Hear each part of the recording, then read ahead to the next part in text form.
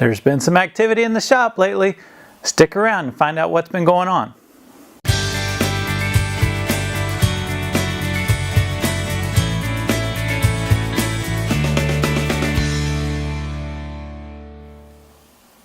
Well, hello everyone. Today is Sunday, November 26th.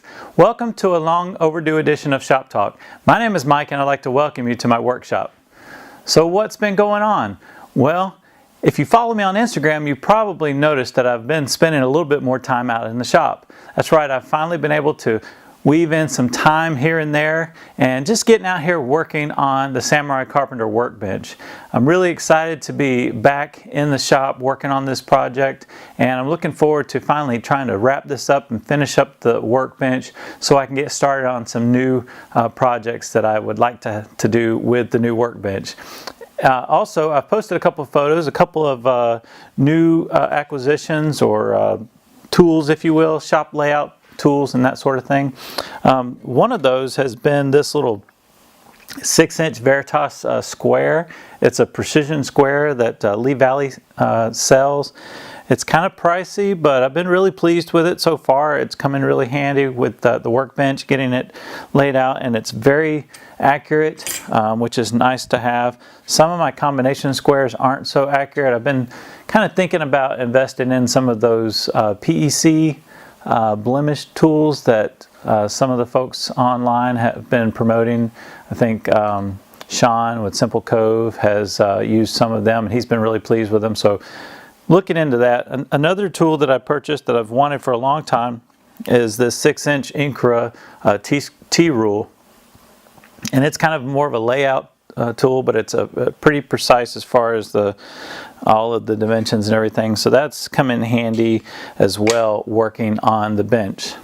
Some other things that haven't quite worked out so well for me. Here a while back I talked about in one of my shop updates the mortising attachment for my drill press that I had and I've been anxious to try out. And in fact, a viewer, a subscriber to my channel had seen that update and actually sent me the little collet adapters, or the collars if you will, the bushings, to match my drill press. And while it did work as far as it matched the diameter and everything, the whole chuck mechanism is a little bit long for this attachment, so it's not exactly made for this drill press. It's one of those kind of standard attachments. And then the shanks on the bits themselves are a little bit long, and so I posted a couple of pictures and I got some comments back. The bit would not seat fully in the chisel, so that's probably why it didn't work so well. So I really haven't had time to modify those bits, and I've just been basically using Forstner bits and chisels and going back to the old method of chopping all the mortises. So that's what I've been doing. And the only other thing is I did finally get around to sending out the last few of the stickers that I had. I had a stack of envelopes of folks that had sent me some stickers, and so I finally was able to get those out. But that's about it. So I thought I might just take the camera around and show you some of the progress on the workbench. Okay, so we'll start right here. Just in front of me on the floor, I've got the lower trestle ties down below, and sitting on top of those are the walnut end rails. And this top one here is the one that, if you follow me on Instagram, I had cut it just a hair too short when I was trimming, and actually needed to do a little bit of work on it, and built it out with some epoxy. And yeah, I still have to true this up and square it up, but I think that's going to work for me. Also, these lower trestle ties are all laminated. There's 1.5 inch hard maple in the middle. That'll be the through tenon for the workbench, and then they have a 1/2 inch lamination of cherry on one side and hard maple on the other side. And so it'd be interesting to see how that works out, how it looks. This here is another set of bench tops for the second bench. As you're probably aware, Mike Walls and I are each building one of these workbenches, and so that's another set of tops and side rails. So you'll have to forgive the mess, but what I have mocked up here on the workbench is the top with the side rails clamped to the two bench tops, just to kind of get an idea of the size, and I've actually been kind of using it as a table to lay things out. So here's the upper and lower gable ties. The uppers are the walnut ones, and they have the through tenons that will actually go through the legs. There's one of the legs standing up over there with the through tenon that's started, or the through mortise that's started. And then these lower gable ties here, they will also have a little dado for the lower shelf on the workbench. And so as we come around to the other side, you can see these are the legs that I've been working on. So I've been getting a chance to use these Japanese saws. Sorry for the mess. Have a lot of mortises in these legs, and so this large one here is the through mortise for those upper gable ties, or excuse me, for the lower trestle ties, and there'll be a through mortise on the top for the upper gable ties, and then these will actually bury bottom out into the trestle tie. This oak that we're using is just extremely hard, and so it's been just very time consuming using a combination of drill bits to drill them out. And then last night I was able to get the very first leg, even though I've not finished all of these mortises.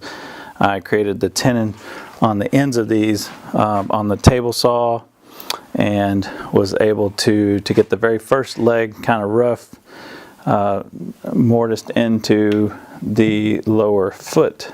And so that's what these pieces are here. I've not completely finished them. That has to be cut out to give a little pedestal style foot, and of course I've got to clean up the rest of these mortises as well and get those going. But that's first one, so I'm hoping to maybe spend a little bit more time in the shop today and maybe get some of these mortises chopped, and who knows, maybe actually get the two leg pieces completed.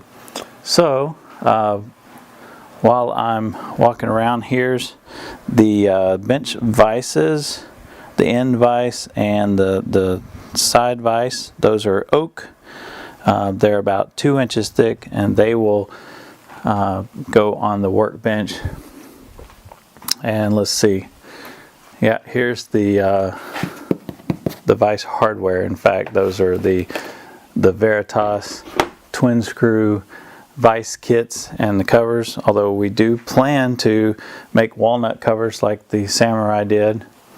This planer has been getting a workout since I upgraded with the Helix cutter head, the helical cutter head, and my new table saw has been getting a lot of work as well. This is not its final home, but this is where I'm using it at the moment. So yeah, that's about it. As you can see, the shop is in pretty much disarray as I am working out here. Things, all the scrap offcuts and things from the workbench, and just yeah, getting it done. But hey, at least I'm getting out here. So that's about all I got going on out here. If you have any questions or comments, feel free to leave those in the comment section below. Any questions about the workbench or progress. Hopefully I'll maybe do another update as I get a little further along with this project. Really looking forward to wrapping these up and getting a chance to use them. So hope you guys have a wonderful holiday season if I don't post another video before the end of this year, and looking forward to a great year next year. Thanks, and have a great day in your shop.